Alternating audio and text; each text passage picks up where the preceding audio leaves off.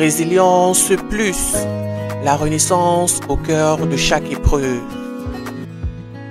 Dans une grande ville universitaire, un jeune homme de 21 ans nommé Malik.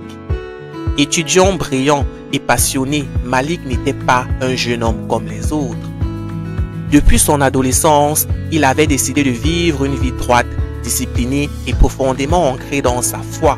Après avoir traversé les tumultes de la jeunesse, il s'était fait une promesse: marcher dans la crainte de Dieu, s'éloigner des péchés, vivre dans la sainteté et ne connaître l'intimité qu'au sein du mariage. Cette promesse, il ne l'avait pas prise à la légère. Chaque jour, entre les cours, les projets personnels, les prières et les méditations sur les Écritures, Malik cultivait une discipline rigoureuse. Il avait vu Dieu transformer sa vie après son baccalauréat. Il avait trouvé la paix, la stabilité, la clarté. C'était comme s'il marchait sur un sentier lumineux tracé spécialement pour lui. Mais un jour, ce sentier fut secoué. Dans l'amphithéâtre d'un cours de droit international, il fit la rencontre de Leila, une étudiante pleine de vie, vive d'esprit, curieuse, belle d'un charme naturel désarmant. Ils s'étaient rapidement liés d'amitié. Leila parlait avec sincérité, riait avec son cœur et écoutait avec attention. Une amitié sincère naquit entre eux, simple et pure, mais cette simplicité ne dura pas longtemps. Au fil des mois, Leila commença à changer de comportement. Son regard se faisait plus profond, ses gestes plus doux, ses attentions plus nombreuses. Puis un jour, elle se confia. « Malik, je t'aime.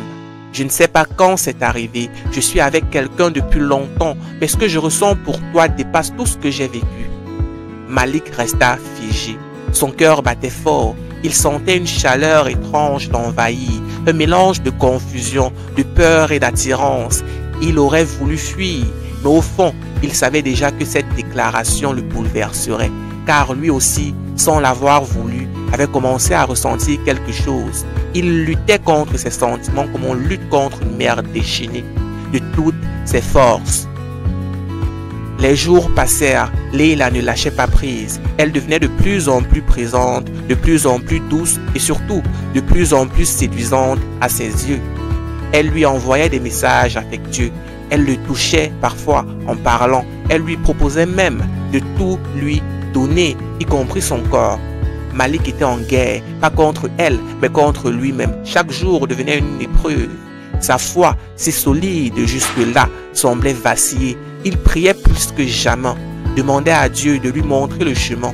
Mais la tentation était réelle, brûlante, humaine. Un soir, après une journée particulièrement difficile, il s'enferma dans sa chambre, éteignit la lumière et pleura longuement. Il cria intérieurement: « Seigneur, je suis faible, je suis en train de tomber, aide-moi. » Ce soir-là, il eut un songe. Dans ce rêve, il se voyait sur un pont suspendu au-dessus d'un vide immense. D'un côté, Leila l'appelait, souriante, radieuse, les bras ouverts. De l'autre, un sentier étroit, mais illuminé, montait vers un sommet paisible, où régnait une lumière céleste. Il sentit une voix l'appeler au loin. Choisis la paix éternelle, pas le plaisir éphémère. Le lendemain matin, Malik prit une décision. Il invita Leila dans un café tranquille, loin de la fac. Ils s'installèrent, elle le regardait avec tendresse, mais lui, dans ses yeux, il avait retrouvé sa force. Il lui parla calmement, sans détour. « Leila, je t'apprécie sincèrement, mais je ne peux pas être celui que tu veux. J'ai fait des choix spirituels que je ne peux pas trahir. Ce que tu me proposes, aussi séduisant que cela soit, mettrait fin à l'homme que je suis devenu. Et je tiens trop à mon âme pour la perdre devant une passion interdite. » « Tu ne m'aimes pas, répondit-elle, émue. « Si, et c'est justement pour cela que je ne veux pas te faire du mal. Tu es en couple, tu n'as pas la même foi que moi. Si je t'embrasse aujourd'hui, si je couche avec toi demain, que restera-t-il ensuite? Du remords, un cœur brisé, deux âmes éloignées. Alors, tu veux qu'on arrête de se parler? Non, je veux qu'on soit honnête. Si tu m'aimes vraiment, alors respecte mes limites. Sois une amie véritable. Si tu ne peux pas, alors oui, il vaudra mieux qu'on prenne nos distances. Ce fut un moment dur, les larmes coulèrent, mais à sa grande surprise, Leila comprit. Elle accepta, elle s'éloigna pendant quelques semaines et durant ce temps, Malik reprit le contrôle de sa vie, renforça sa foi, se recentra sur ses études et ses projets. Quelques mois plus tard, ils se recroisèrent. Cette fois, Leila était paisible. Elle avait pris ses distances, réfléchi et accepté que certaines relations, même marquées par l'amour, ne sont pas destinées à aller plus loin. Ils redevinrent amis, sincèrement, sans ambiguïté.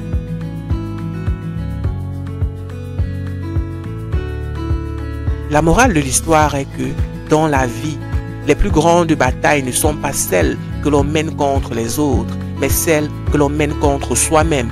Le vrai courage n'est pas de céder à ses désirs, mais de savoir leur dire non lorsque c'est nécessaire, car l'amour n'est pas toujours synonyme de possession. Parfois, aimer, c'est laisser partir, et surtout, la discipline spirituelle, lorsqu'elle est sincère, devient une lumière dans les moments sombres. Dieu n'abandonne jamais ceux qui le cherchent de tout leur cœur. Résilience plus, la renaissance au cœur de chaque épreuve.